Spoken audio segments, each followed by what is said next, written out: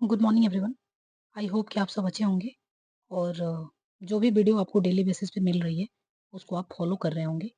जैसे कि मैंने सबसे पहला वीडियो जो है मेरा था वो इंट्रोडक्टरी पार्ट था। इंट्रोडक्टरी में मैंने आपको शेड्यूल प्रोवाइड किए थे कि शेड्यूल्स में हम कब क्या क्या चीज़ें देखने वाले हैं और डे वाइज कैसे हम इसको प्रोसीड करने वाले हैं। अगर आप इस चैनल पर न्यू हैं तो चैनल को सब्सक्राइब कर लीजिएगा। ठीक है, अगर पसंद आए वीडियो तो प्लीज़ लाइक कर दीजिएगा।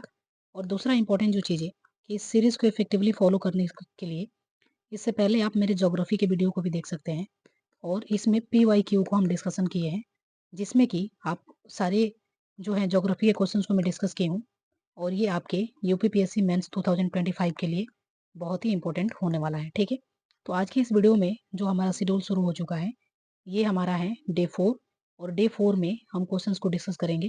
क्वेश्चन नंबर 4, इससे पहले मैं 3 क्वेश्चंस को ऑलरेडी डिस्कस कर चुकी हूँ।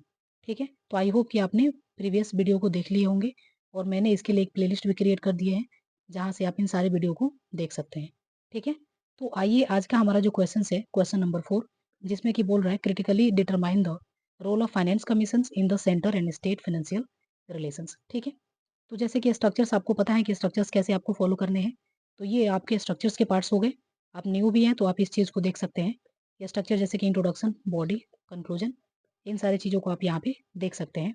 कैसे आपको एक अगर आप बिगिनर हैं तो कैसे आंसर की शुरुआत आप कर सकते हैं, तो ये आपके उसके स्ट्रक्चर्स हैं। ठीक है, नेक्स्ट जो है इंपॉर्टेंट चीज़ें जिसमें कि क्वेश्चंस के पार्ट्स को या क्वेश्चंस के डिमांड्स को सबसे पहले हम कैसे अंडरस्टैंड करें और क्वेश्चंस के डिमांड्स क्या-क्या हैं, कैसे आपको ये चीज़ें पता चलेगा कि क्वेश्चंस में हमें क्या-क्या चीज़ें लिखनी है।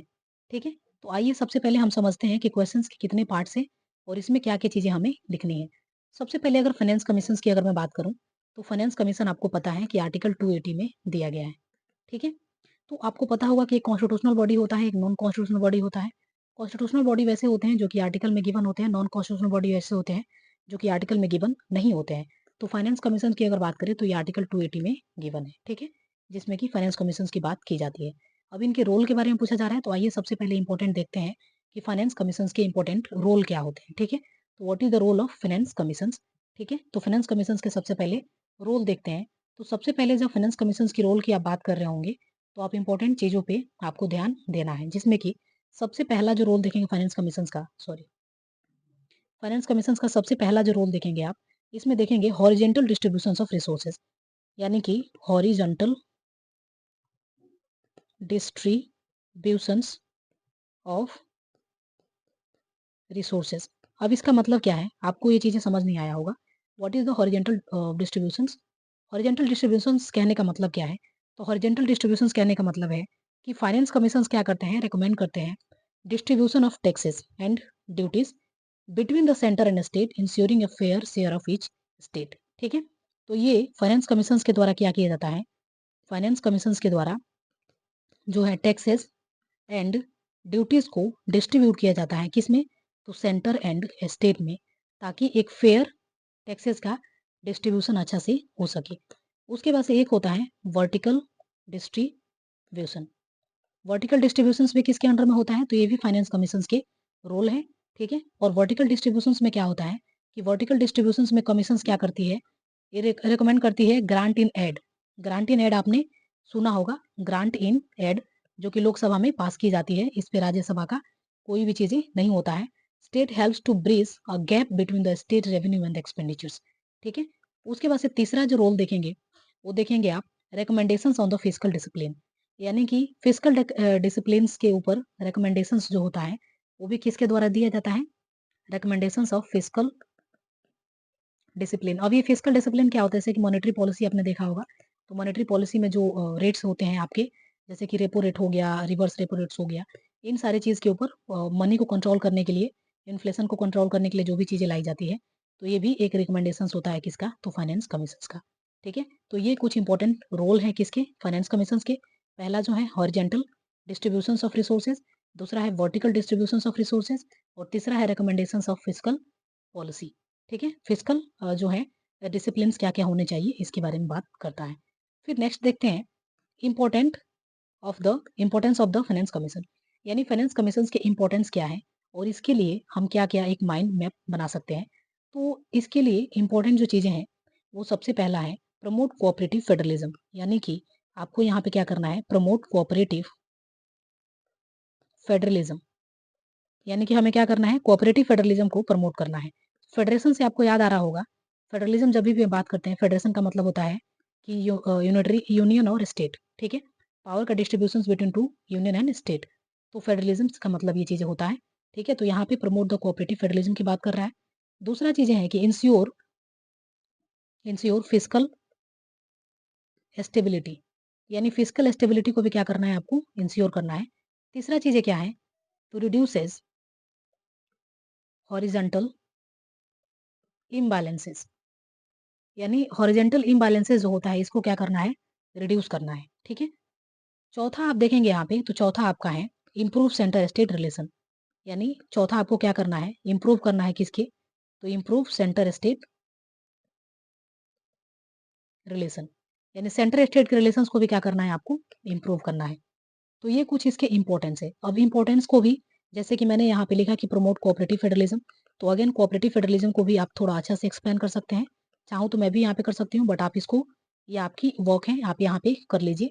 इंश्योर फिजिकल स्टेबिलिटी, तो फिजिकल स्टेबिलिटी को कैसे इंश्योर कर सकते हैं, ये भी चीजें हैं। उसके बाद से improve the central state relation, और चौथा आपका जो है रिड्यूस द हॉरिजेंटल इम्बैलेंसेस, यानी हॉरिजेंटल डिस्ट्रीब्यूशन में जो भी इम्बैलेंसेस दिखने को मिलती है, इसको हमें क्या करना है, रिड्यूस करना है। कोई भी यहाँ पे चीजें मतलब डिफिकल्टीज जो होती है उसको हमें क्या करना है, रिड्यूस करना है, ठीक है। तो सबसे पहले हमने देखा फाइनेंस कमीशन से रिलेटेड कुछ इंपॉर्टेंट तथ्य देखे हमने। उसके बाद से हमने देखा कि फाइनेंस कमीशन के रोल क्या है। फिर हमने देखा कि फाइनेंस कमीशन के इंपॉर्टेंस क्या है। अब देखेंगे हम challenges faced by the finance commission, यानी फाइनेंस कमीशन के द्वारा इंपॉर्टेंट क्या क्या चैलेंजेस है जो कि फेस किए जाते हैं। तो सबसे पहला जो चैलेंजेस है, लिमिटेड स्कोप।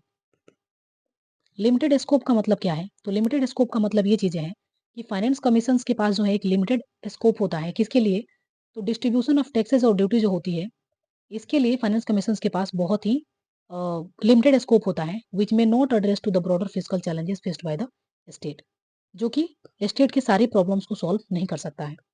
और दूसरा जो है lake of representation, lake of representation, यानी कि रिप्रेजेंटेशन का क्या होता है, लेक होता है रिप्रेजेंटेशन। अब इसका मतलब क्या है, लेक ऑफ रिप्रेजेंटेशन कहने का मतलब है कि the commissions membership is limited, यानी कमीशंस का मेंबरशिप क्या है, लिमिटेड है। मेंबरशिप क्या है, तो लिमिटेड है। विच में not provide the adequate representation to the all state, जो कि क्या करता है, सारे स्टेट को रिप्रेजेंटेशन को क्या करता है, प्रोवाइड करने में अनेबल होता है, ठीक है। तीसरा हमारा क्या है, इनएडिक्वेट डाटा। इनएडिक्वेट डाटा, इनएडिक्वेट डाटा कहने का मतलब क्या है, इनएडिक्वेट डाटा की जब भी हम बात कर रहे हैं, तो यहाँ पे जो इंपॉर्टेंट चीजें हैं, इनएडिक्वेट डाटा का मतलब होता है कि कमीशन के द्वारा जो भी रिकमेंडेशंस दी जा रही है डाटा के बेस पे स्टेट को, जो कि वो क्या कर सकता है, accurate, up to date accurate नहीं हो पाता है, एक्यूरेटली वो नहीं हो पाता है। सो दैट्स, ये चीजें कहने का मतलब है कि इनएडिक्वेट डाटा, यानी डाटा कभी भी क्या होता है, इनएडिक्वेट होता है, नहीं स्टेट के द्वारा स्टेट को जो भी चीज डाटा प्रोवाइड होनी चाहिए वो एक्यूरेट नहीं होता है और अप टू डेट हमेशा नहीं रहता है। उसके बाद से देखेंगे तो लिमिटेड एनफोर्समेंट मैकेनिज्म, इन्फोर्समेंट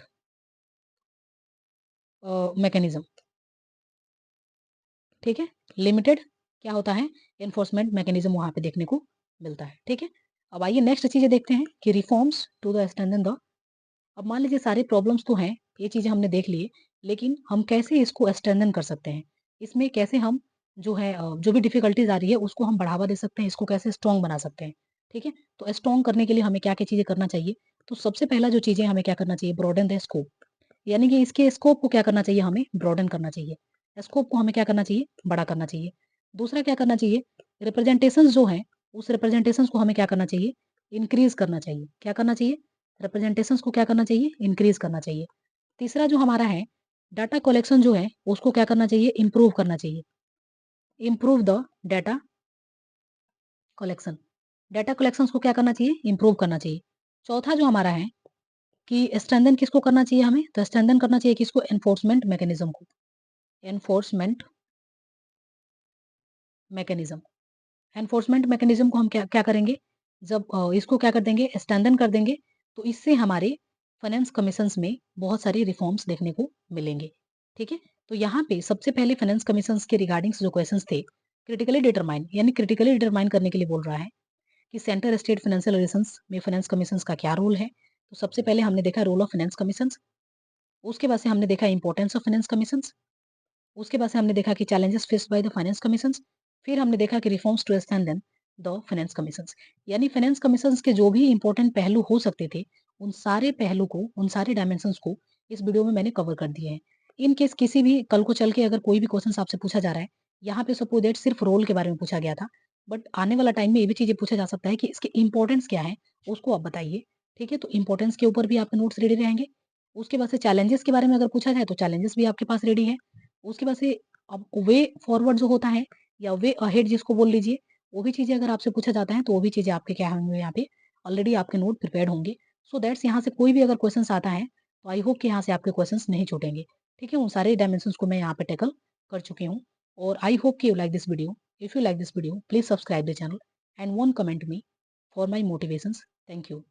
और मिलते हैं फिर नेक्स्ट वीडियो में, जिसमें कि हम क्वेश्चन नंबर 5 को डिस्कस करेंगे और डे 5 हमारा होगा। ठीक है, चलिए, थैंक यू।